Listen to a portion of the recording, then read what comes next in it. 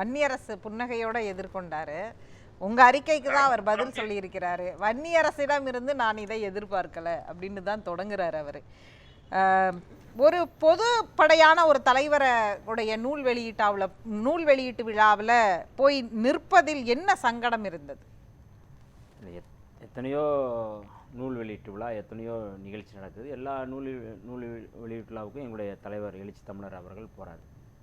சின்ன புத்தகம் இல்லை பெரிய புத்தகம், சின்ன நிறுவனம் பெரிய நிறுவனம், சின்ன எழுத்தாளர் பெரிய எழுத்தாளர், அப்படிலாம் எந்த இடத்துலையும் பாகுபடலை. யார் கூப்பிட்டாலும் ஒரு சின்ன அரங்கமாக இருந்தால் கூட அதில் ஒரு 50 பேர் இருந்தால் கூட அது வந்து ஒரு சனாதனத்துக்கு எதிராக, மதவாதத்துக்கு எதிராக, எந்த அடிப்படையில் அது வந்து நீங்கள் பெரியார் புத்தகமாக இருக்கட்டும், அம்பேத்கர் புத்தகமாக இருக்கட்டும், மார்க்ஸ் புத்தகமாக இருக்கட்டும், எது இதுக்கு போகல அழைக்கிறது.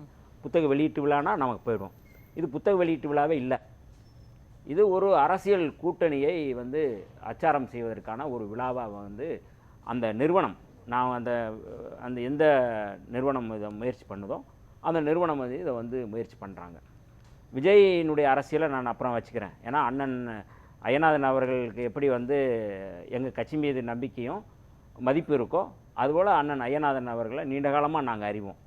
அவர் வந்து எந்த சார்பும் வந்து இருக்க மாட்டார். பல ஊடகவியலாளர்கள் வந்து அரசியல் தரகர்களாக மாறி இன்னைக்கு நின்றுக்கிட்டு இருக்கிற சூழலில் இந்த மாதிரியான என்னுடைய கேள்வியில் இருக்குது. நீங்கள் முடிங்க, நான் அந்த கேள்வி. அதனால் அண்ணனை வந்து நாங்கள் எப்போவுமே வந்து சிறுத்தைகள் வந்து எப்போவுமே நேசிக்கக்கூடிய ஒரு இடத்துல இருக்கிறோம். அதனால் வந்து அவர் என்ன விமர்சனம் வைத்தாலும் அந்த விமர்சனம் வந்து ஒரு நேர்மறையாக தான் நான் வந்து பார்க்குறேன், எதிர்மறையாக நான் பார்க்கல. அதனால் முதல்ல அந்த புள்ளியிலிருந்து நான் ஆரம்பிக்கிறேன்.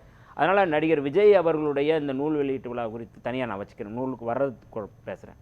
ஆனால் இந்த நிறுவனம் இப்போ யார் வந்து தலைவர் வர்றாருன்னு யார் முதல்ல வந்து அறிவித்தாங்க? எந்த பத்திரிக்கை அறிவித்தது? எதை தலைப்பு செய்தியாக போடுறாங்க? எப்படி வந்து விஜய் அவர்களும் இவர் படம் போட்டு, அதாவது அஃபீஷியலாக வந்து எந்த நோட்டீஸும் வரல, எந்த விளம்பரமும் வரல, எந்த இன்விடேஷன் வராத போது இது யார் வந்து இதை கொண்டு வந்தாங்க? அப்போ அவர்களுக்கான ஒரு நோக்கம் இருக்குது. நான் அந்த நிறுவனத்தின் பேரை சொல்லக்கூட நான் தயங்கலன்னு இல்லை, சொல்ல வேண்டிய அவசியம் இல்லைன்றேன். எல்லாருக்குமே தெரியும். இன்றைக்கி வந்து தமிழ்நாட்டை சீர்குலைத்து கொண்டு இருக்கிற ஊடகங்கிற பேரில் வந்து சீர்குலைத்துக்கிட்டு இருக்கிற மிக மோசமான ஒரு பத்திரிக்கை அந்த பத்திரிக்கை. சனாதனத்தை வந்து நிலைநிறுத்துவதற்கு இன்றைக்கி வந்து நிற்கிற ஒரு பத்திரிக்கை. அந்த பத்திரிக்கை அதை தலைப்பு செய்தியாக போடுறாங்க. எங்களுக்கே தெரியாது, கட்சியில் இருக்கிற தோழர்களுக்கே தெரியாது அதை அவங்க போடுறதுக்கான நோக்கம் என்ன. அப்போ இந்த நோக்கத்தின் பின்னணியிலேருந்து தான் நாங்கள் வந்து இதை யோசிக்க வேண்டியது இருக்குது. எந்த செயலுமே அதனுடைய பின்னணியை நம்ம வந்து பார்க்க வேண்டியது இருக்குது, சூழலை நம்ம வந்து பார்க்க வேண்டியது இருக்குது. புரட்சியாளர் அம்பேத்கருடைய அந்த ஆளுமையை, அவருடைய கட்டுரைகள், அந்த புத்தகம் தொடர்பான எல்லா விஷயங்களையும் நம்ம வந்து யாரும் வந்து இன்றைக்கி வந்து புதுசாக யாரும் சொல்ல போகிறோம். இந்த புத்தகம் வந்து புதுசாக சொல்கிறதில்ல, இது புதிய தகவலும் இல்லை. அதில் எல்லாமே அவங்கவுங்க தளத்திலிருந்து, இப்போ அண்ணனுக்கு தெரியாது ஒன்றும் இருக்காது, உங்களுக்கு தெரியாது எதுவுமே இல்லை. புரட்சியாளர் அம்பேத்கரை பற்றி எல்லாருக்குமே தெரியும். ஏன்னா வந்து அது திறந்த வெளியில் தான் இருக்குது. இன்றைக்கி அரசுடைமையாக்கப்பட்டது தான். அதிலிருந்து கட்டுரைகள் எழுதுகிறாங்க, அது வேறு. இந்த நோக்கம், இந்த விழாவுக்கான நோக்கத்தை நான் சொல்கிறேன். விழாவுக்கான நோக்கம் ஒரு வெளியீட்டு விழா அப்படின்னா பிரச்சனை இல்லை. இது ஒரு அரசியல் கூட்டணியை அல்லது அதுக்கான முயற்சியை முன்னெடுக்கிறதுக்கான ஒரு முன்னெடுப்பு இருக்கிறதுனால நாங்கள் வந்து நீங்கள் இது வந்து பொதுவான ஒன்றுன்னு சொல்கிறீங்க. ஒரு நிறுவனம் இந்த புத்தகத்தில் ஒன்றும் புதுசாகவும் செய்யலை, இது முதல்ல செய்கிறதுங்கிறதே வந்து ஒரு ஸ்ட்ராட்டஜி அப்படின்றீங்க. அப்போ இன்னொரு பக்கம் நீங்கள் அந்த இதில் வார்த்தையில் சில தரகர்கள் முயற்சிப்பது அரசியல் சோகமாகும்னு 2-3 இடத்துல சில அரசியல் தரகர்கள் முயற்சிக்கிறார்கள்னு குறிப்பிடுறீங்க. அது யாரை குறிப்பிடுறீங்க? இல்லை, 2-3 விதமான தரகர்கள் இருக்காங்க. நாங்கள் பத்திரிகையாளர்னு சொல்கிறாங்க, ஆனால் அவங்க அந்த தரகு வேலையை செய்கிறாங்க. நாங்கள் அரசியல் விமர்சகர்னு சொல்கிறாங்க, அவங்களும் அந்த தரகு வேலையை பார்க்குறாங்க. இன்னும் ஒரு சிலர் வந்து வெளிப்படையாகவே வந்து நாங்கள் இந்த வேலையை தாங்க பார்க்குறோம்னு சொல்லிட்டு பண்ணுறாங்க. இது எல்லாமே நாங்கள் வெளிப்படையாக நான் வந்து சொல்லணும்னா நாங்கள் சொல்கிறேன். அது ஒன்றும் எனக்கு ஒன்றும் தயக்கம் இல்லை. நான் பல முறை நம்ம வந்து அதை பேசியிருக்கோம். இன்றைக்கி ரஜினிக்கும் பாஜகவுக்கும் நான் தரகு வேலை பார்த்தது யார் அப்படிங்கிறத அன்றைக்கி நான் வந்து அம்பலப்படுத்தினா அவங்க எல்லாமே இன்றைக்கி ஓடி போயிட்டாங்க. இது எல்லாமே தெரிஞ்ச கதை தான். அதனால் நான் அந்த தரகர்கள் வந்து நாட்டுக்கு தெரியும். தலைவரை வந்து பப்பட்டுன்னு சொல்கிறாங்க, திமுகவினுடைய பப்பட்டுன்னு சொல்கிறாங்க. இதை வந்து அண்ணன் அய்யநாதன் அவர்கள் வந்து ஏற்றுக்கொள்கிறாரா? 2001 வந்து எங்களுடைய தலைவர் அவர்கள் வந்து சட்டப்பேரவைக்கு வந்து முதல் முறையாக வந்து திமுக கூட்டணிக்கு போகிறாரு. 2003 வந்து அந்த எம்எல்ஏ சட்டமன்ற உறுப்பினர் பதவியை தூக்கி எறிகிறாரு. கலைஞர் அவர்களுக்கும் எங்களுடைய தலைவர் அவர்களுக்குமான முரண்பாடு. அங்கே அவர் சொல்கிறார், இருங்கன்னு சொல்கிறாரு. எங்களுக்கு வந்து சுயமரியாதை முக்கியம், நான் இருக்க முடியாதுன்னு சொல்லி அந்த பதவியை ஏங்க இருக்கிற 2 ஆண்டுகள் இருக்கிற பதவியவே வந்து வந்து தூக்கி எறிஞ்சிட்டு போனார். 1 மாதம் இருந்தால் கூட யாரும் தூக்கி எறிய மாட்டாங்க. பதவியை தூக்கி எறிஞ்சவர் அவரை போய் திரும்ப நீங்கள் வந்து திமுக உள்ளே நிறுத்துறது அப்படிங்கிறது எவ்வளவு ஒரு அறிவீனம்ங்கிறது இருக்கு. அப்ப இந்த அரசியல் நீங்க ஏன் பார்க்கல? திமுக கூட்டணிக்காகத்தான் நீங்க தயங்குறீங்க அப்படிங்கிறது தான் பாமக தலைவர் அன்புமணி ராமதாஸுடைய விமர்சனம் இல்லையா? இல்லை, அது நான் அவர் வந்து அன்புமணி அவருடைய கருத்துக்கு நான் அப்புறம் வரேன்.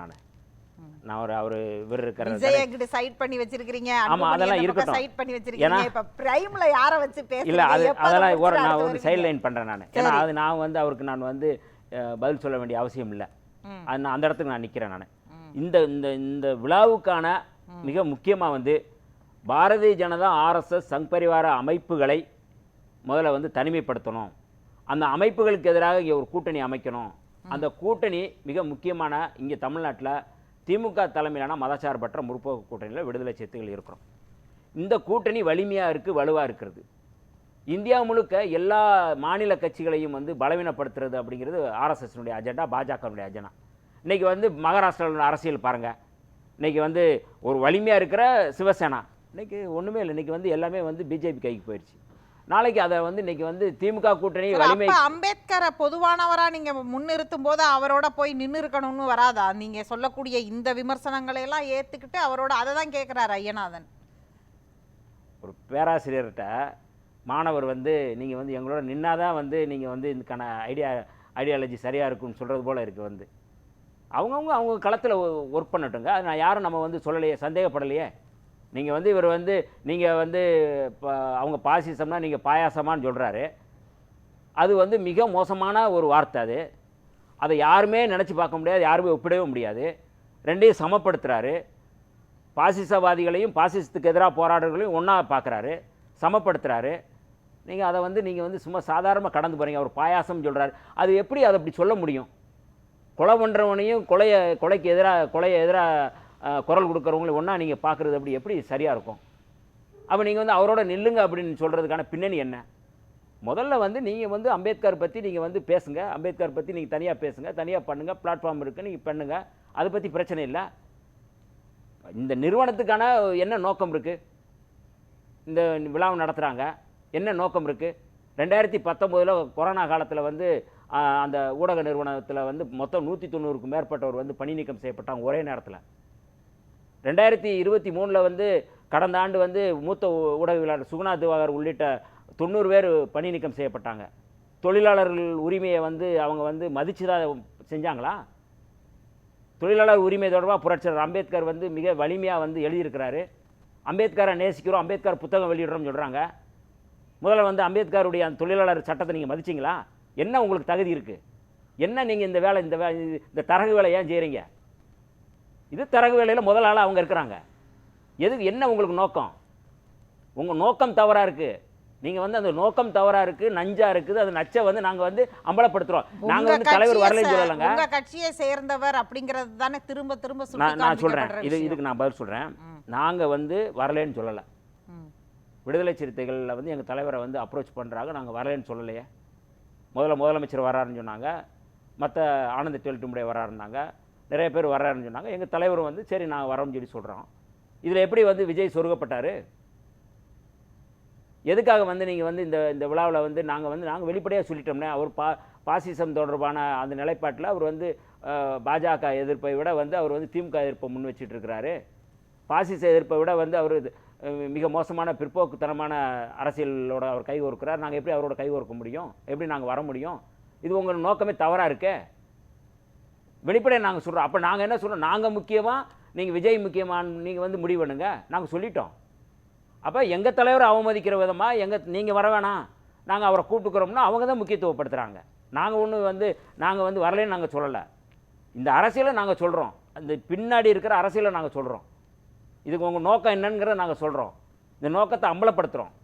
அப்போ நீங்கள் முடிவு பண்ணிக்கோங்கன்னு சொல்கிறோம். அதனால் வந்து நாங்கள் வந்து இந்த விழாவை நாங்கள் புறக்கணிக்கலை.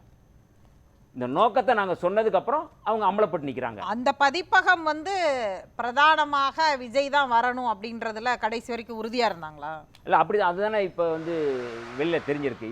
இப்போ நாங்கள் எங்களுடைய தலைவர் எழுச்சி தமிழர் அவர்கள் மிக தெளிவாக இந்த ஸ்டாண்டை சொல்லிட்டார். இதனுடைய நோக்கம், இதனுடைய பின்னணி எல்லாத்தையும் சொல்லியாச்சு. அப்புறம் நீங்கள் முடிவு எடுத்துக்கோங்கன்னு சொல்லியாச்சு. அப்புறம் நீங்கள் வேணாம், நாங்கள் இங்கே பார்க்குற இந்த விவாதத்தை பார்க்குற லட்சக்கணக்கான விடுதலை சிறுத்தைகள் இருக்கிறாங்க. நாங்கள் இந்த விழாவை புறக்கணிக்கலை. எங்கள் தலைவரை வந்து அந்த நிறுவனம் வந்து அவமதிச்சிருக்கு, அம்பேத்கரை வந்து அந்த நிறுவனம் அவமதிச்சிருக்கு. எப்படி வந்து நீங்கள் வந்து இதை வந்து ஒரு விழான்னு எப்படி சொல்லுவீங்க? புத்தக வெளியீட்டு விழான்னு சொல்லுவீங்க. முதல்ல அம்பேத்கருடைய கொள்கைப்படி நீங்கள் நடக்கிறீங்களா? ஒன்று, அம்பேத்கருடைய வந்து கொள்கையில் நடக்கிற எங்களுடைய தலைவரை எந்த இடத்துல நீங்கள் வச்சு நீங்கள் வந்து அந்த விழாவில் நீங்கள் கூப்பிட்டுருக்கிறீங்க? அப்போ இது வந்து உங்களுக்கு ஒரு நோக்கம் இருக்குது, உங்களுக்கு அஜெண்டா இருக்குது, உங்களுக்கு பின்னாடி யாரோ உங்களை இயக்குறாங்க. அந்த அடிப்படையில் பண்ணும்போது நாங்கள் வந்து இதை புறக்கணிக்கிறோம். நாங்கள் விஜய் குறித்த பார்வை வந்து இந்த இடத்துக்குள்ளே வந்து 2வது பட்சம் இருக்குது அப்படிங்கிறது 2வது பட்சம். ஆனால் முதல் பட்சம் இந்த விழாவுக்கான நோக்கம் வெளியீட்டு விழா அல்ல, இது இந்த கூட்டணியை சிதைப்பதற்கான முயற்சி விழா. இதை நாங்கள் தெளிவுபடுத்தியிருக்கிறோம். இடதுசாரிகள், காங்கிரஸ், இன்றைக்கி வந்து திமுக, இன்றைக்கி வந்து எல்லாம் ஓரணியில் இருந்து வலிமையாக இருக்கிறது மூலமாக வந்து பாஜக உள்ளே ஊடுருவ முடியல. அப்போ அதற்கான வேலைகளை திட்டமிட்டு செய்கிறாங்க. அப்படிங்கிறத நாங்கள் அந்த தமிழ்நாட்டை பாதுகாக்க வேண்டும், இந்தியாவுடைய அரசியலமைப்பு சட்டத்தை பாதுகாக்க வேண்டும் என்கின்ற தொலைநோக்கு பார்வையோடு எங்களுடைய தலைவர் இந்த ஒரு புத்தக விழாவில் அததான் ஐயநாதன் கேட்கிறாரு. இந்த ஒரு புத்தக விழாவில் கலந்து கொள்வதன் மூலமாக ஒட்டுமொத்த அரசியல் கூட்டணியுமே வந்து எப்படி வந்து கூட்டணி மாறிடும், கூட்டணி சிதறிடும் அப்படின்னு பார்க்க முடியும்னு கேட்குறாரு. இந்த ஒரு விழாவில் கலந்துக்கிட்டோம்னா வந்து அம்பேத்கருடைய புகழ் வந்து எல்லாம் வந்து நின்றும்னு சொல்கிறாங்களா? எனக்கு தெரியல. இது வந்து நாங்கள் இன்னைக்கு காலங்காலமாக வந்து இந்த அரசியல் தான் நாங்கள் நிற்கிறோம். நாங்கள் காலங்காலமாக இந்த வேலையில் தான் இருக்கிறோம். எப்படி இந்த ஒரு விழாவில் நாங்கள் கலந்துக்கலன்னு ஆஹா நீங்கள் அம்பேத்கருக்கு எதிராக இருக்கிறீங்க, மரியாதைக்குரிய அன்புமணி ராமதாஸ் வந்து சொல்கிறாரு, ஆகா நீங்கள் வந்து இந்த விழாவில் நீங்கள் கலந்துக்கிறல, நீங்கள் வந்து அம்பேத்கருக்கு எதிராக இருக்கிறீங்க அப்படின்னு சொல்கிறது இருக்குல்ல. அம்பேத்கருடைய நீங்கள் புத்தக வெளியிடுறதோ அம்பேத்கர் பேரை சொல்கிறதோ பெரும் உச்சரிப்புக்கு இல்லை, அந்த கோட்பாட்டாகவே வாழ வேண்டியது. அந்த கோட்பாட்டின் அடிப்படையில் செயல்படணும். நீங்கள் மேல் பாதியில் உள்ளே விட மாட்டீங்க. கோவில் நுழைவுக்காக தான் வந்து அம்பேத்கர் பலமுறை பேசியிருக்கிறாரு. இந்து மதத்தில் வந்து அவ்வளோ சீர்கேடு இருக்குது, கோயிலுக்குள்ளே உள்ளே விட மாட்டீங்கன்னு சொல்கிறாரு. நீங்கள் கோயிலுக்குள்ளே மேல் பாதியில் உள்ளே விட மாட்டீங்க, ஆனால் அம்பேத்கரை பற்றி பேசுவீங்க. சாதி மறுப்பு திருமணங்கள் நடத்தணும்னு சொன்னார் புரட்சியாளர் அம்பேத்கர், ஆனால் நீங்கள் ஆணவ படுகொலைகளை ஆதரிப்பீங்க, ஆனால் அம்பேத்கரை பற்றி பேசுவீங்க. புரட்சியாளர் அம்பேத்கர் சிலை வந்து தமிழ்நாடு முழுக்க உடைக்கப்பட்டது. நீங்க சொல்ற அந்த நீங்க யாரு? அதை பாமக சொல்கிறேன், அன்புமணி ராமதாஸ் அவர்களை சொல்கிறேன். நீங்கள் வந்து தமிழ்நாடு முழுக்க அம்பேத்கர் சிலை உடைக்கப்பட்டது, எங்காவது ஒரு இடத்துல அம்பேத்கர் சிலை உடைப்பதுக்கு நீங்கள் வந்து போராட்டம் நடத்திருக்கீங்களா? எதுவும் இல்லை. சரி, வேங்கவையில் மலத்தை திணிச்சாங்க, மலத்தை கலந்தாங்க, இது வந்து மானுடத்துக்கு எதிரானது, நீங்கள் ஒரு போராட்டம் நடத்தலை, ஆனால் அம்பேத்கரை பற்றி பேசுகிறீங்க. அப்போ அம்பேத்கரை பற்றி நீங்கள் பேசுகிறீங்க அப்படின்னா கொஞ்சமாவது நீங்கள் வந்து நாங்கள் அம்பேத்கருடைய வழிகாட்டியாக அம்பேத்கரை வச்சிருக்கிறோம்னு சொன்னால் முழுக்க முழுக்க நீங்கள் அம்பேத்கர் கொள்கைக்கு எதிராக வந்து செயல்பட்டு நீங்கள் அம்பேத்கருக்கு எதிராக ஒரு தலைவரை புகழ்றதுக்கு கிடைக்கிற வாய்ப்பு, அரிய வாய்ப்பு, அந்த வாய்ப்பை தவற விட்டு விட்டார் உங்க தலைவர்னு தானே சொல்றாரு டாக்டர் அன்புமணி ராமதாஸ். அதுதான் நம்ம போய் கொண்டாடி இருக்க வேணாமா அப்படின்றாரு. புதுசாக கொண்டாடுறவங்க கொண்டாடுறோம், நாங்கள் காலம் முழுக்க கொண்டாடிட்டு தான் நாங்கள் இருக்கோம். புதுசாக வந்து ஆரம்பிக்கணும்னு நினைக்கிறவங்க ஆரம்பிக்கட்டும். நாங்கள் காலம் முழுக்க அம்பேத்கருடைய கொள்கைகளை, தந்தை பெரியாருடைய கொள்கைகளை நாங்கள் வந்து கொள்கைகளே வாழ்கிறோம். நீங்கள் வந்து அம்பேத்கர் கொள்கைகளுக்கு எதிராக செயல்பட்டுட்டு மிக முக்கியமாக அம்பேத்கருடைய புத்தகம், அந்த சாதி ஒழிப்பு புத்தகத்தில் வந்து அகமண முறை, புறமண முறை இருக்குது. நீங்கள் அகமண முறை வந்து சாதியை கட்டமைக்கும், புறமண முறை வந்து சாதியை வந்து உடைக்கும் அப்படின்னு சொல்லி அம்பேத்கர் சொல்கிறாரு.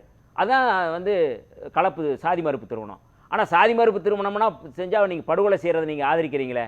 மருத்துவர் ராமதாஸ் அவர்கள் பல இடங்கள் அதை ஆதரித்து தமிழ்நாடு முழுக்க பரப்புரை செஞ்சுருக்கிறாரு. கொஞ்சம் கூட வந்து நீங்கள் வந்து அம்பேத்கரை பற்றி பேசுகிறதுக்கு வந்து ஏதாவது வந்து கொஞ்சம் தார்மீக வந்து கடமை இருக்கா? பேசுவோம். ஐயநாதன் குறுக்கிட்டீங்க. ஆமாம், இப்போ தம்பி வன்னியரசு பேசும்போது முதன்மையான காரணமாக என்ன சொன்னாருன்னு பாருங்க.